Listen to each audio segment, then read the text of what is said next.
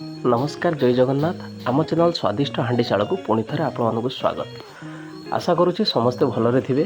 आज आम प्रस्तुत करवा इलिशी माछ खट्टा। से मुझे गोटे छोट साइज्र इलिशी ता सहित गोटे औनीज माछटी मात्र 300 ग्राम थिला, किंतु मुझे 6 ରୁ 7 पिस कर काटी। इलिशी माछटी बास्ना ही यथेष्ट। प्रथम माछ को भल भाव धोई नहीं हलदी लुण गोल भाजी नेबा। ध्यान देवा भजा टी हाल्का भाव करवा। आज रेसिपी खास कर से जो मैंने सब चाहती जे अल्प समय भितर केमिति एक सुंदर स्वादिष्ट आमिष रेसिपीटे हो पारंता, तो ये भिडियोटी देखंतु आ निश्चय बनातु अल्प समय मध्य इलिशी माछर खटा।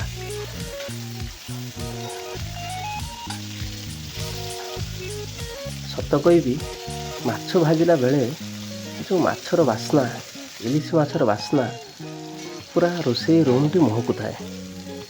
तो एबे माछ भजा आमर हो गला, ताको गोटे प्लेट रे बाहर करनेबा।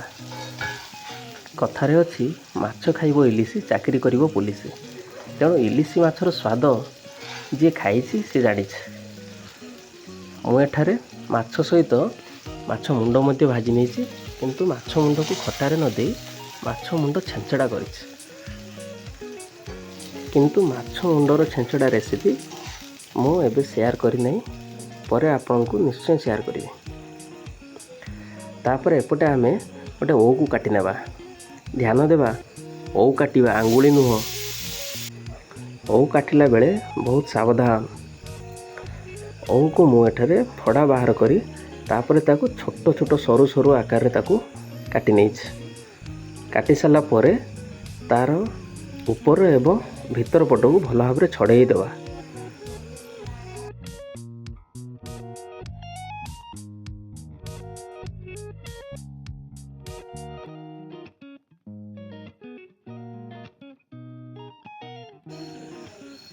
तापर आसंतु रांधिबा ओ दे इलिशी माछ खटा।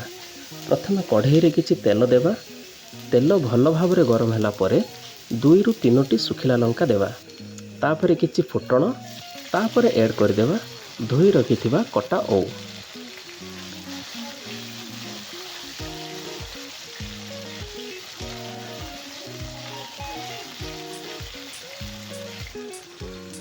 तापर स्वाद अनुसार किछि लुण दे भल भाव गोलैबा।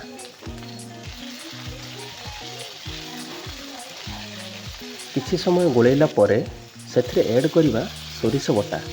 आपण माने चाहिले एटी सोरिष बटा को छाणी तार पानी को मध्य दे परिबे।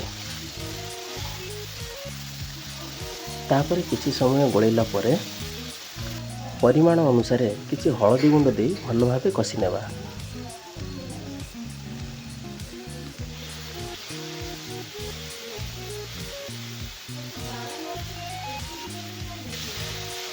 किछि समय कसिला परे परिमाण अनुसार पानी देबा।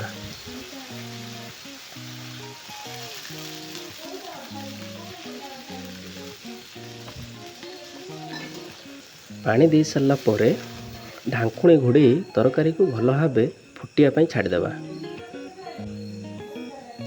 तरकारी भल भाव फुटी जाइए। एबे सेथिरे आमे ऐड करदेबा भाजी रखिथिबा इलिशी माछ को। माछ दे सारा परे पुणी किसी समय पाई ढांकुणी घोड़े ताको फुटे नेबा। जेते धीरे धीरे फुटिवो खटार स्वाद सेते बढ़िवो। बास किसी समय परे प्रस्तुत हो गला आमर इलिशी माछ खट्टा। बहुत अल्प समय मध्य बनातु यह सुंदर स्वादिष्ट इलिशी माछ रेसिपी। भिडियोटी भल लगी लाइक शेयर सब्सक्राइब करने को अनुरोध।